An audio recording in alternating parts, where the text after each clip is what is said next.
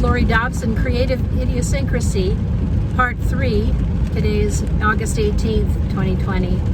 And yes, I'm in the car again, but I am not looking down, so sorry I'm not looking at you, but please assume that safety comes first, and I'll be doing this carefully and not to worry. So, holding onto the wheel on a rainy day, and thinking about what started the thought of doing a video on idiosyncrasy and a creative idiosyncrasy. What does that mean to me? It started with my doing a personality profile, which was Jordan Peterson has done courses of study, and it's on that. If anyone's interested, you can get it there. If you enroll in the course, you can get it with a coupon for free, otherwise it's $10. And it's 100 questions designed to understand your personality. I think it pretty much nailed me, and Bob took it, and we did one that we could connect. We could connect it also couple-wise, and what they recommended there as well. I thought it was very interesting. Not that we don't already know our own natures and how they play into our relationship, but I found it to be helpful because it sort of tagged areas of strengths and weaknesses or pattern behaviors where it kind of it highlighted it in the moment. Oh, that's me doing that with my personality.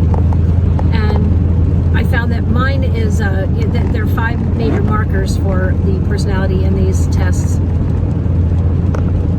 And some of them have genetic components, and they say, you can't really change it too much. Obviously, others you can. You can work on your character, your personality, etc. And the mind is vast. The mind can do much that we can't even understand. So, trusting in the power of the human ability to prevail over seemingly impossible odds is something we've grown to understand is possible.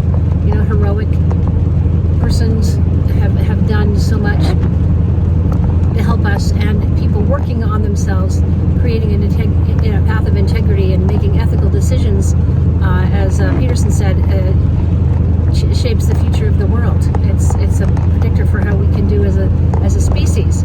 So I think it's important to understand ourselves, and because I want to work with what I am, who I am, I think it's important to recognize things that other people are dealing with in me that have escaped me for a long time. I mean, I understand the ways people react to me, but not necessarily why.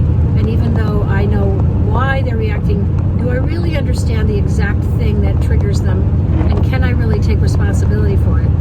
Apparently, it scored very low on politeness, which is a shock to me, but maybe not to anybody else. But I think there's pluses and minuses. It means I don't pick arbitrary patterns of behavior for myself. I choose them on my own. But nevertheless, I can remember in the moment, oh, I have an issue with that. I should make a point to go past my usual responses and do a more of a respectful, normal kind of response if I want not to alarm or put off other people. So that's one in particular. I did very well on some other markers, and I'm not going to get into it, but I found it a very useful test, and and many good things to apply. So what I wanted to do in explaining the creative idiosyncrasy and why I'm going to stick with that for a while is, we get so many things dumbed down to sound bites, and we're supposed to do that, right? We're supposed to, even when, as studying as an EMT, we're supposed to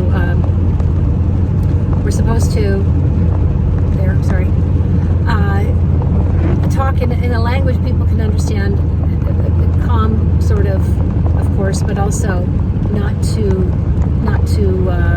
medically technical. And that I understand in a situation of emergency. But on a regular basis, I think it's important for us to raise our dialogue, to raise the source of dialogue, not to be afraid of talking as somebody who might know something or would like to exercise knowledge in particular areas, and not to feel that because it's just one voice among many, that you have to keep it kind of cut down to a 4th grade level. I mean,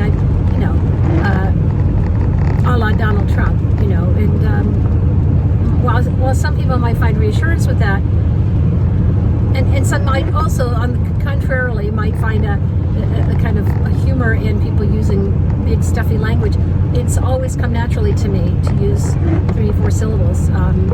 I had to learn not to, and to this day I do it, and then I realize that just sounds arrogant to some people. So I try to work with that. However, idiosyncrasy in other ways, I do think I don't want to, make more,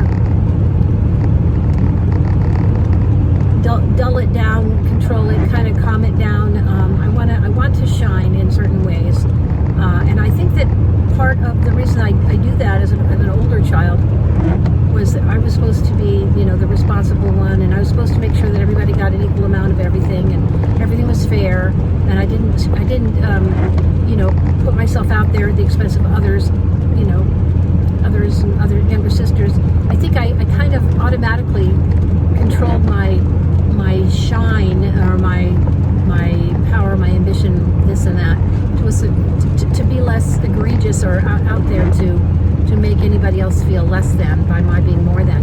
I just think that was a learned behavior as a kid, and I find I to this day I back myself off in ways that I shouldn't. And so maybe my other thing about being idiosyncratic is a kind of a compensation. If I'm unique enough and different enough, that's not something anybody would necessarily want to share from me.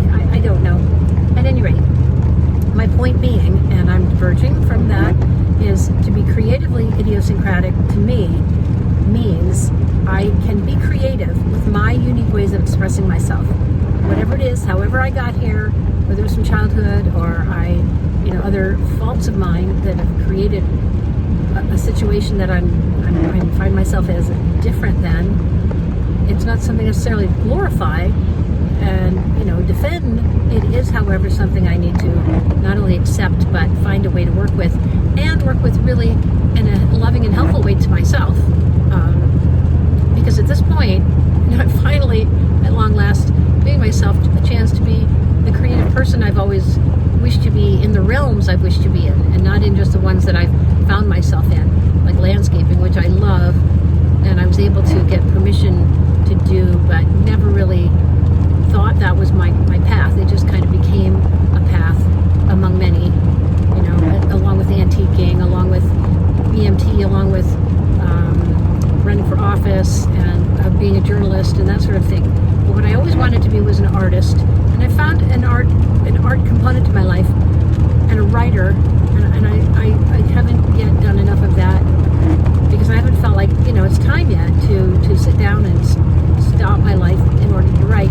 So instead of that, and I think an easily transcribed videos where I think things through, start with material and hone it down, that might be the best way to go for me. And that's a way I can be creatively idiosyncratic. And so I urge you all to find your own ways, because I certainly think that's a way we can all kind of get off the track of anxiety and, oh my God, what's the world coming to, and create a world that we picture for ourselves that we always wanted and can still go for.